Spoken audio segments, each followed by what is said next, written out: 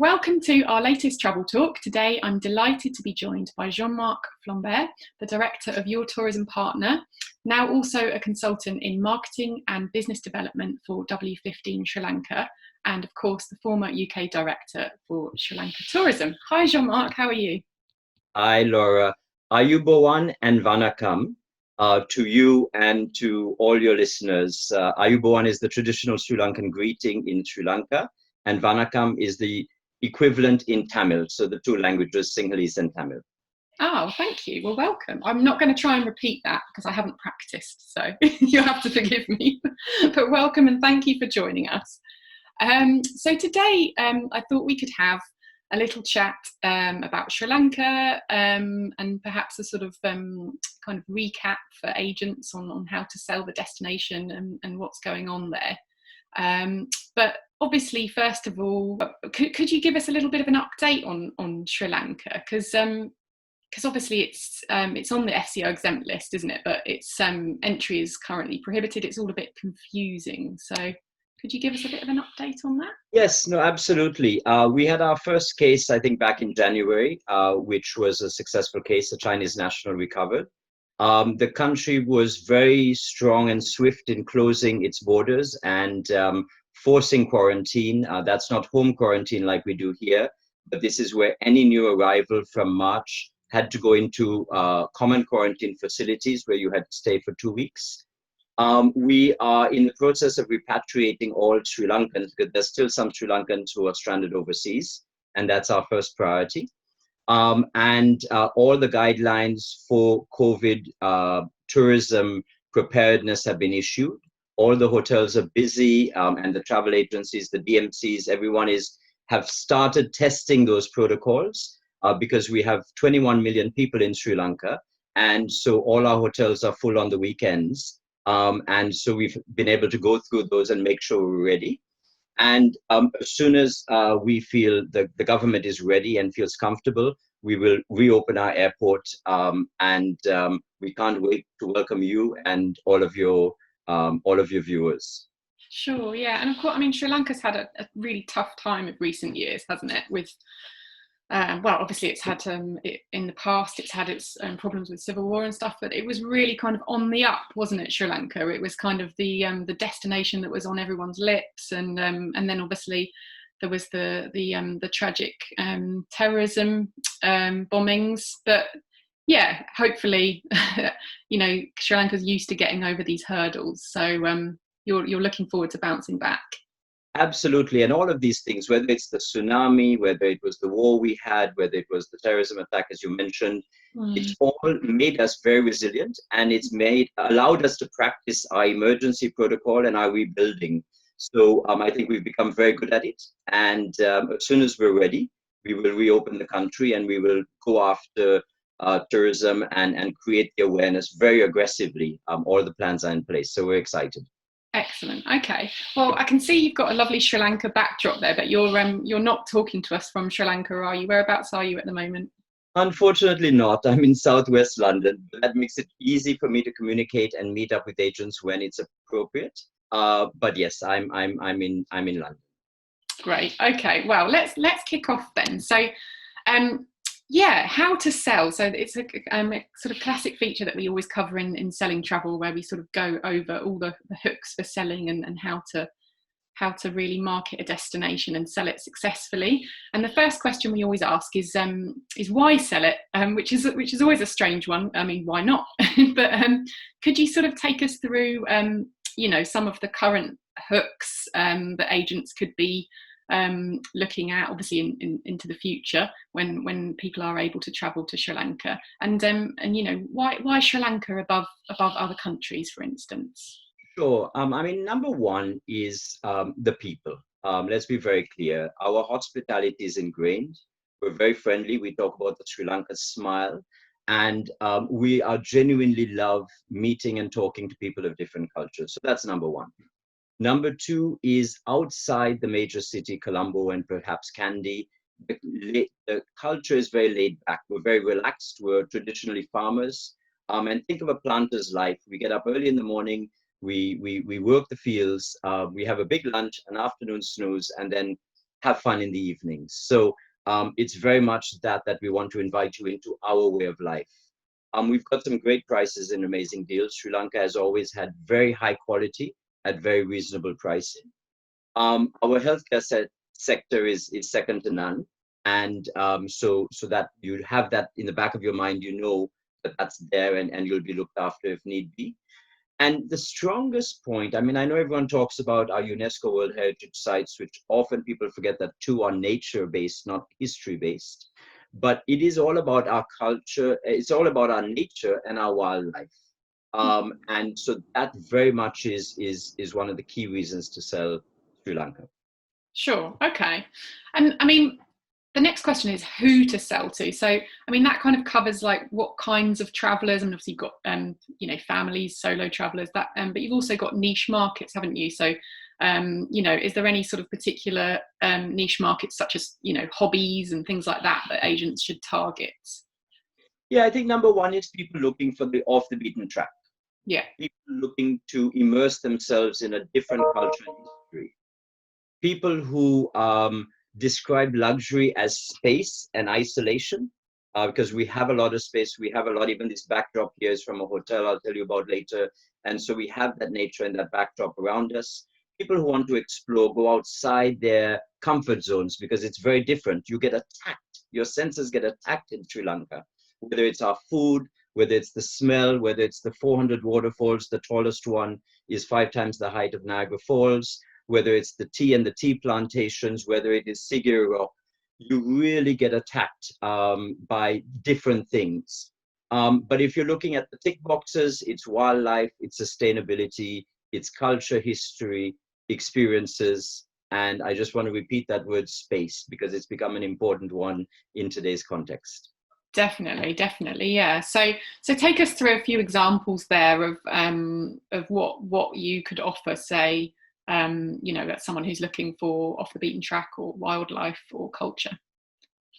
Traditionally, we do what we call a round trip. You arrive into the airport, you stay either in Colombo or Negombo for the first night. You go to our cultural triangle for 1 or 2 nights to see some of the historical sites, perhaps some of the wildlife. You then move up to Kandy to enjoy the Temple of the Tooth Relic, the Martale Spice Gardens, start going into the cooler climes. You then go further up to Norelia for the tea plantations, the waterfalls, before going down maybe to one of the national parks like Yala, and then enjoying a few days on the beach and ending it all with a night in Colombo for some great shopping. That's the traditional round tour. Mm-hmm. The problem is that you spend 5 or 6, you change hotels 5 or 6 times, and that's tiring.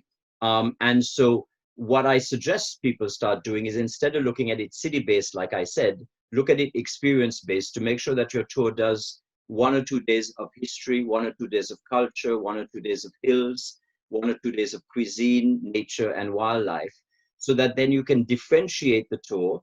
And then you find that your tour is not being compared with somebody else's tour, and you're not losing a booking for the sake of $10, which I know is very frustrating. So take the pillars of our themes and personalize the tour, but change the direction, change the way you present it, so that you're not up against price.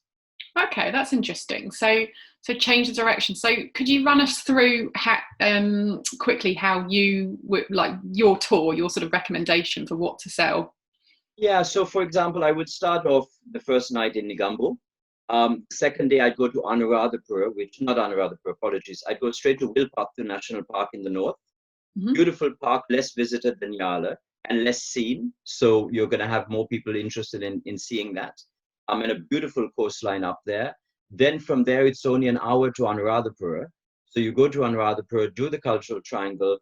And then when you get to Kandy, perhaps stay in a hotel that's elevated a little bit higher than Kandy, where you can easily access Kandy, but get the hills and Kandy experience. And then I would really recommend from there taking a helicopter straight to the beach, or taking a helicopter back to the airport to go to the Maldives, depending on your preference for the beach. So the idea is you're reversing the tour, doing different things, and reducing the driving, which is really, really important. Sure, yeah, okay. Yeah, and I mean, what about for customers? Because Sri Lanka has been, as I said, it has been really kind of like a hot destination for the last sort of few years now, I guess. And what about people who've been to Sri Lanka already? What would you recommend them? Are there sort of some hidden gems that they may not have encountered on their first trip? Well, you know what? I really struggle to keep up with Sri Lanka because so much is changing.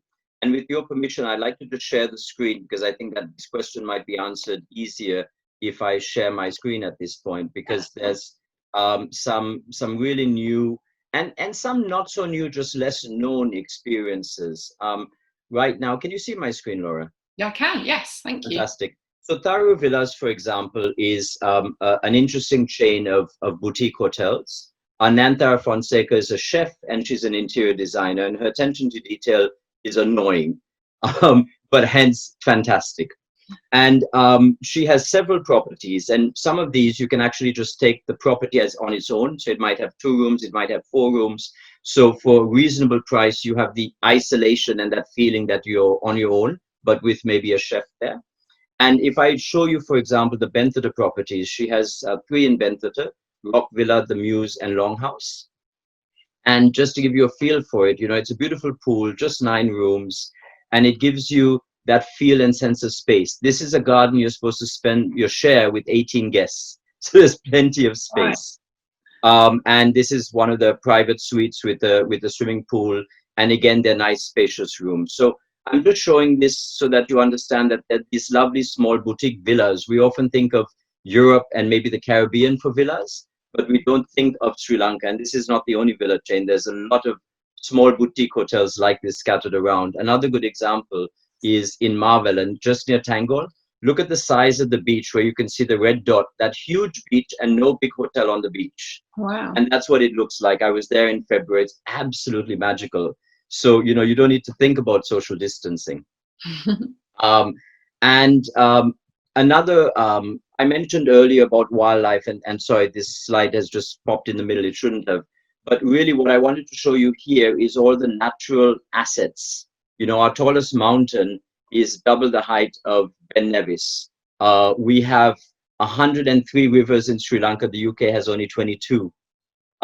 So it just shows you, and somebody can just pause this video to go through the other details when they're watching it, but it just shows you the breadth of wildlife. And all we do is spend half a day of our tour doing a wildlife park in a 10-day tour. So we're missing all of this completely.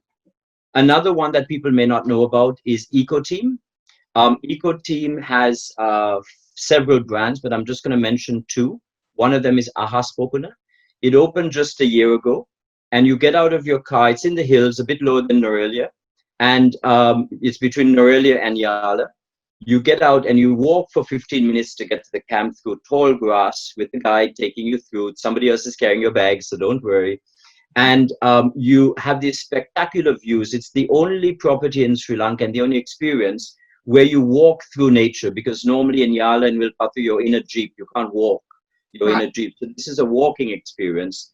And they told me that I might see elephants, and I poo-pooed it, knowing that they were talking absolute rubbish. But this was in December, and sure enough, sorry, the camera's shaking because I was nervous. But Bet you were. elephant, and it was really, really close up. So it's absolutely spectacular. And the little details that they do, like, you've walked for 2 hours, you're exhausted, you don't even know where you are, and suddenly you come around a bend and you've got this, tea and Sri Lankan sweet treats laid out for you. So it's amazing. And this is the accommodation, which is kind of a tented but luxury tented accommodation. So this is just to give you a little bit of a feel of some of the things that people may not know about. And the other brand that EcoTeam has is Explorer by Mahura. And what that does is you can set up your tent anywhere in 8 national parks, the less frequented exclusive locations. So you're the only one staying out in the park in the complete wild. Okay. And it's absolutely amazing. And you get the best sightings. Imagine lying in your tent and watching elephants while sipping a glass of Sri Lankan arak or a glass of wine. I mean, this is unheard of experiences. So this is a mobile tented camp. Exactly. And it just comes up. So as soon as you check out, we move the tents out again. It's only put up for your stay. Yeah. So that's just one example of what we can do. And the latest one, and it's really exciting to talk about a property opening in the middle of COVID. On the 1st of June, this property opened. The naturalist has been employed since November. And when I spoke to him saying, but what have you been doing there for 7 months? Have you been painting the walls of the property? He said, no, I've been experiencing the mountains and hiking and trekking and doing scientific research. So he's identified 1/3 of the endemic birds in Sri Lanka can be found at this property. It's all about hiking. It's all about e-bike tours. We have 10 excursions, which are completely free, and everything you do by walk or a short drive. And it's all about seeing our flora, our fauna, and really immersing yourself with Sri Lanka. This is the cannonball tree, which you pass and you can learn about the cannonball tree. It's about getting these spectacular views and just seeing how beautiful Sri Lanka is in the mountains. So it's all about the hills. Okay. Again, it's stopping to indulge in little treats and enjoying, some of the tea plantations, the barking deer that visits our property, the e-bike tours, as I said, and some experiences. And just 4 more slides. That's to show you our Jeep, our vintage Defender that we take you around to start some of the excursions with, the fantastic cuisine, and of course, our own vegetable gardens, because we grow a lot of our own vegetables. The high tea service. And sorry, I'm doing this so fast, but I just want to show you a few pictures. And I'll share a link at the end if people want to see a longer video. And the property itself, which is amazing. 10 rooms, swimming pool, croquet, tennis, and a beautiful library. So it just gives you an idea of the type of things that are on offer, and the amazing views. And I'll allow you to ask the next question, Laura, because I know I've probably gone a little bit too long there as I finish. That's okay. That's okay. Well, I had quite a lot of questions in my head actually, but you've kind of moved on from the nature. But I'll sort of take you back to that slightly, because Sure. one question that came to mind when you were talking about the safari was how different is it to, say, an African safari, which perhaps agents and their clients might be a bit more accustomed to? That's a brilliant question. I think Sri Lanka has an amazing potential, and we ourselves have not marketed ourselves well. We have what we call the big five. You can see the elephant and the whale. We have the leopard, and we have a second whale. I think it's the sperm whale and the blue whale. Okay. In Sri Lanka, and of course the sloth bear. So that's our big five. And what's beautiful about Sri Lanka is because it's small and close spaces, you can visit several different national parks in one trip. Whereas very often when you go to places in Africa, the distances are so huge, you just do one. Yeah. Now, a lot of our parks are very different. So Yala is very dense and it has a lot of leopard. Wilpattu has a lot of lakes and water bodies, and it's a different flora and fauna. And then Udawalawe is very flat and more like the African, very tall bush grass and less trees. But if you combine that with our southwest coast or our east coast, where you can see the whale, you actually can see a huge collection of animals. And there's only 2 places in the world where you can see the whale and the elephant, the 2 largest mammals, within 1 hour of each other. And that is Sri Lanka and South Africa. Okay, great. And then obviously you went on to some other fantastic accommodation there. I mean, yeah, would you say that it's Sri Lanka is a sort of hotbed of boutique accommodation? Is that the norm in Sri Lanka? What other kinds of accommodation are available? So we have predominantly, we've been a 4-star destination. Yeah. And still the largest number of hotel rooms are in that segment of the 4-star. Mm. But over the last 15, 20 years, we've had a lot of new hotels open up, and most of those properties are the smaller boutique luxury. Yeah. But of course, the capacity is very different. You can't compare a 400-room resort on the beach with, the 10-room Hantana, W15 Hantana estate that I just showed you. So it still is predominantly 4-star. So you have to book early the luxury, the villa, the boutique, because they do fill up.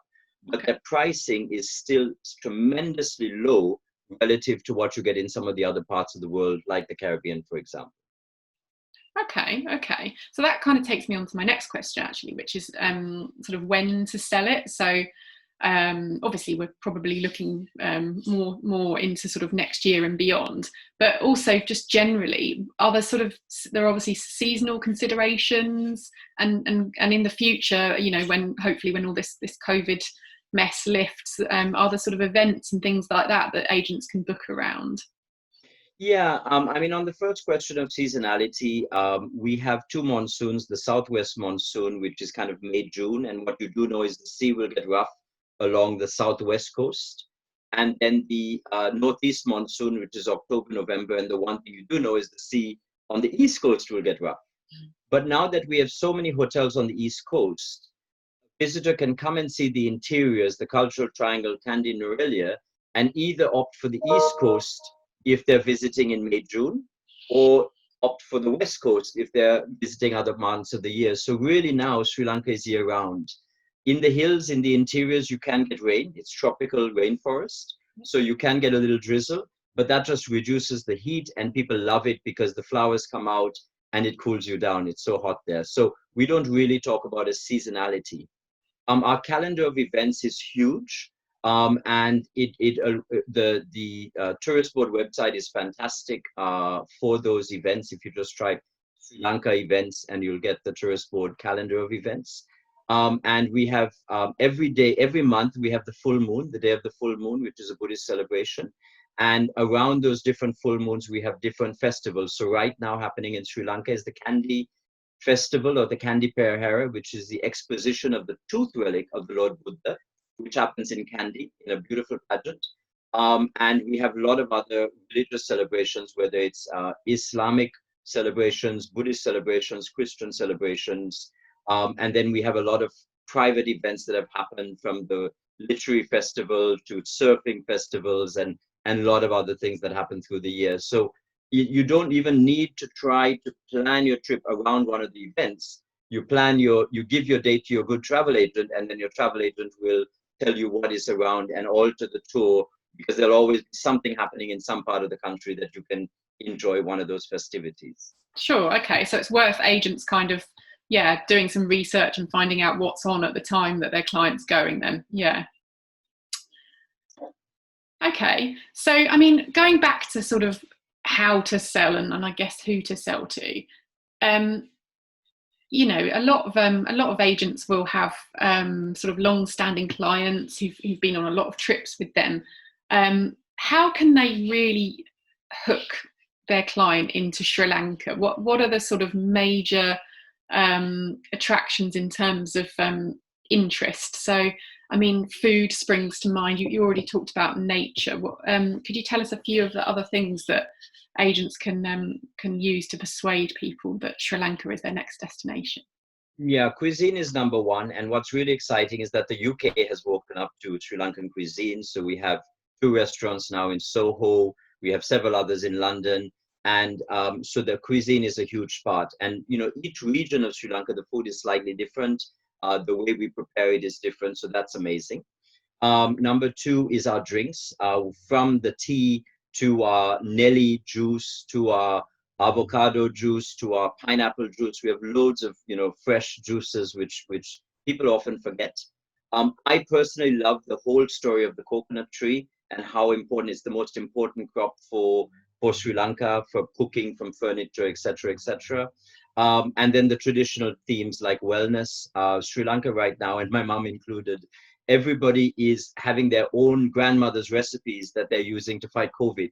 Whether they're working to fight COVID, I don't know, but what they are doing is they're strengthening your immune system so you're stronger to fight the COVID if you get it. And so it's all about our herbs and roots and recipes going back 2,000 years, our spices, and, little things like cinnamon or cloves, and how they can act as an anesthetic if you have a toothache, and, that kind of a thing. Or if you have gum disease, and you take some of the spices, you mix it and you rub it on your gums, and all wonderful things like that. So that's interesting. But really, Sri Lanka is going to be reopening very aggressively. Sri Lankans need tourism. It's an important industry. And I think for the first few months, we're going to have some amazing offers. Plus, we're not going to be full. And, like everywhere in the world, even Sri Lanka, some areas can have a little bit over tourism, which we're now going to manage. But if you're the first ones off, I mean, I've been getting pictures from the wildlife parks, and the sightings are to die for, because the Sri Lankans are going back in. There's very few visitors, and all the leopards are out, the elephant are out. They're waving for the cameras, and it's really exciting. So I think for me, the biggest message is good deals, book early, and get out there soon. You know that Sri Lankans are professional. You know that Sri Lankans will look after you, and that's a really strong message. Okay, great. Well, thank you very much. That's that sounds like a strong message to end on. So, well, we wish you all the best with the new property. That looks fantastic. And how can agents find out more about that?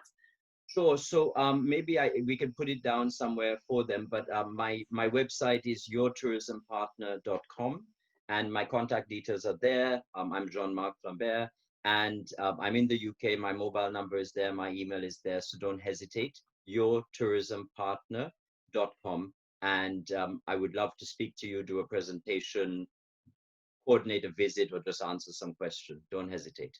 Great. Okay. Thank you. And when are you off to Sri Lanka then? Are you planning a trip anytime soon? When next time you're allowed? Day 7. So 7 days after the first flight lands, I'm getting on that flight. So I don't know when that's going to happen, but I'm going to be there. And I just want to remind one more thing. Sri Lanka has been carried through the tsunami, post-Easter attacks by the UK travel industry. The UK travel industry has always been the #1 industry to support Sri Lanka. And I have no doubt that our friends are going to continue again. But in advance, I want to say Ayubowan. And Ayubowan means, may you be blessed with long life. When you get on Sri Lankan Airlines flight, this is how they're going to greet you. When you arrive at customs, this is how they're going to greet you. And remember, it might just be a hand gesture, but what they mean is, may you be blessed with long life. And that's the genuineness that people are going to greet you with. Fantastic. Okay, thank you so much, Jean-Marc. And thank you.